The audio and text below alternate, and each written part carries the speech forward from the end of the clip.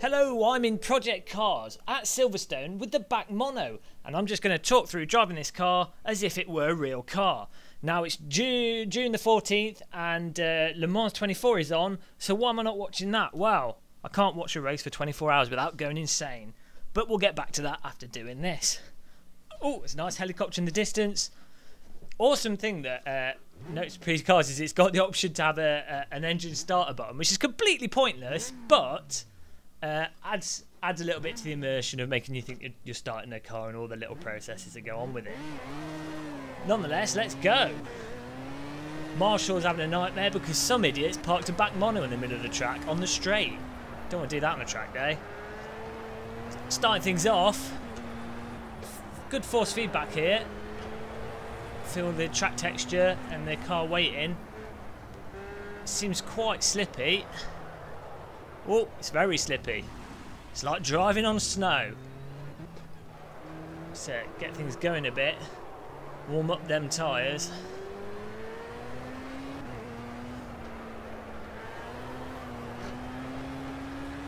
Seems moderately controllable on the rear there. Be interesting on the faster corners or more sustained corners. How much you can put the gas on and how controllable the rear is. Flopping out a bit.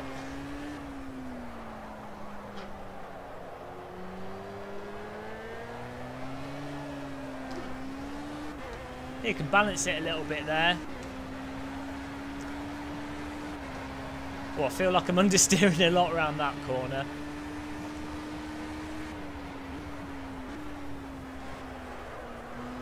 The car seems to lack bite on the, it doesn't want to turn in, it's just sliding off the track. It'll be interesting to see after doing a couple of laps if the tyres get more grip, get more grip as a whole.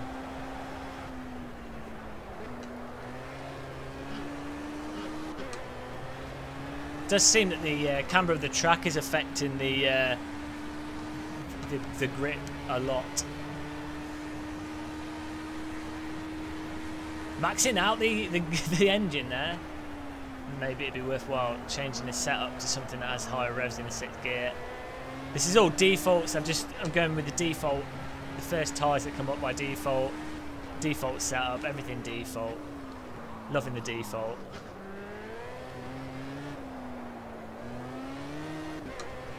Just try and drive a bit closer to the limit. Oh, I'm understeering again. Doesn't seem to want to turn in that gingerly on certain corners. Understeer. We need to get the car to bite in more. Oh, now it's where it's going. Come back, Mr. Mono. This car's got a mind of its own. Okay, now. Oh. It's really weird. I'd expect the car to have more grip there. Let's just go with it.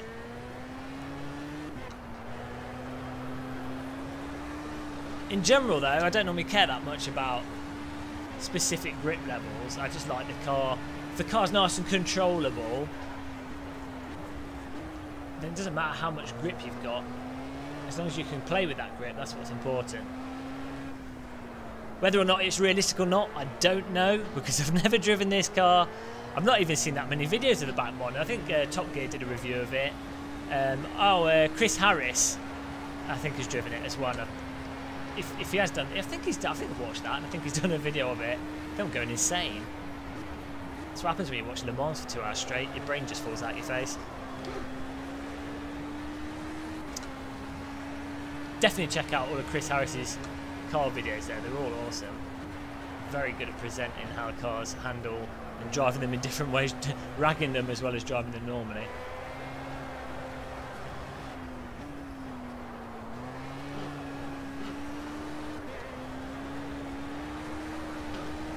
The grip seems a little bit on and off in this. You can be quite comfortably gripped in, and then it just disappears.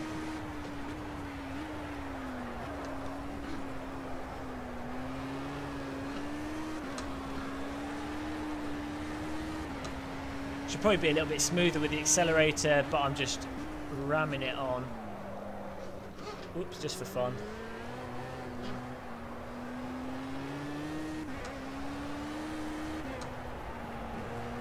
Chronic understeer for those corners. Definitely seems there's certain speeds at which the car wants to stick in, and others where it just wants to keep going in a straight line. Especially this corner. I'm going to try knocking it next lap. I'm going to try pushing it into the corner a bit more at the start and see if it bites in. Here, this as well really lacks grip.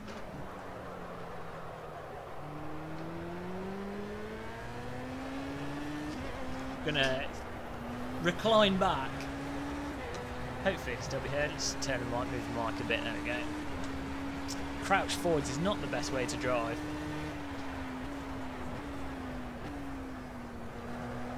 There does seem to be a good, reasonable amount of depth of the car in that you can take corners in different ways. You can make mistakes and it is a little bit forgiving.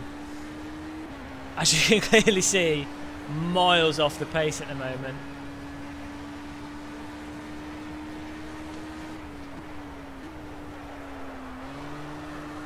Oh, you could, if you knocked it in a bit there, and then the car sort of got in a power slide at a set angle. Not sure if that would be a faster way of taking the corner. Don't think it would be normally, but it seemed quite comfortable doing that. Okay, that's too much of a slide there.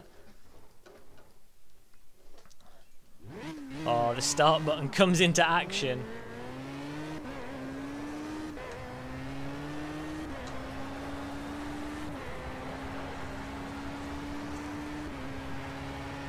It does seem really difficult to get, for me anyway, to get an intuitive sense of how much grip I've got going into these corners and if the tyres are going to bite in or not once I get into the corner. I think a lot of the times that communication of tyre grip comes through the force feedback. That corner just there though, on the braking, you can feel the grip through the force feedback, so maybe it's just a case of tweaking things a bit. Just try and knock this in. Oh, no.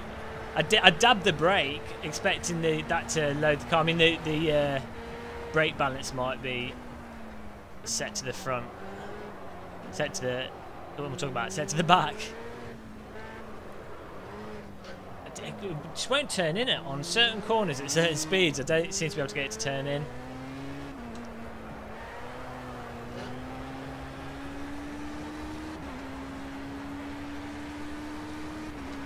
Maybe if I just lift off next time, try poking it in that way.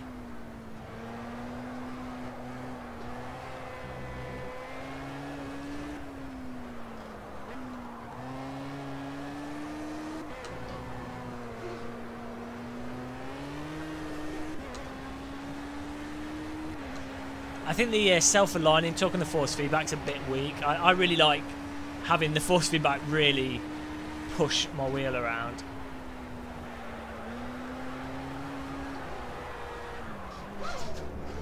Oh, it's done it again. It doesn't feel right, those situations.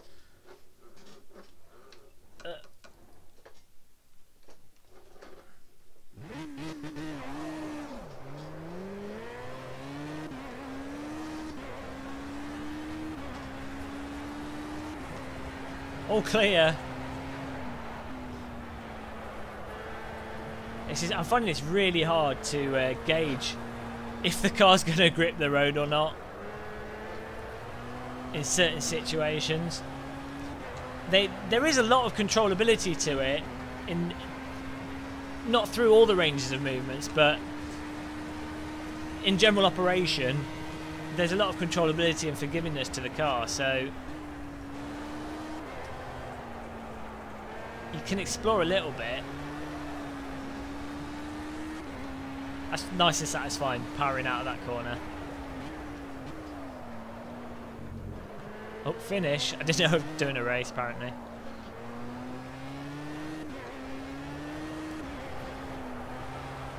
Oh, bit of stutter there. Well, apparently that was a race. Yeah, I mean, it feels alright. There's a lot of controllability to it. It seems a little bit over the place in terms of where it grips, where it doesn't grip, when you start understeering, and then if you get into a real tank slapper, again, the points at where it grips or doesn't grip seem a bit ambiguous. So it's difficult to know if you're when you're doing the right thing or not. If you are doing the right thing, I think in general with the grip, it does seem kind of on and off. If you're in the slides and you're sliding around, it's quite controllable, and you can move the car a bit and you can power it on the throttle and play with the car a bit. But then that's very defined and separate from when you do have grip. So it's interesting. I assume they're still developing the car, and you know, it's going to change. At the moment, I think for me the Aerial Atom is still one of the better cars in the game, where it's less definable when you're in a slide and when you're not, and the car seems to have more general depth to it. But even with that, it feels a bit as if you're driving on snow or some kind of loose surface rather than it being a racetrack with grippy race tyres. So it'll be interesting to see as they keep developing this. I think it's still a good number of months that they're working on it. Let me know what you think of this car. It's interesting what other people think of the vehicles in this and what they think of this BAC Mono. It's not bad. For me, it's not really. I don't think I spend much time with it as it is now. I look forward to trying it when they further update it and do more to the software. But thanks for watching this video. Hope it's enjoyable. Goodbye.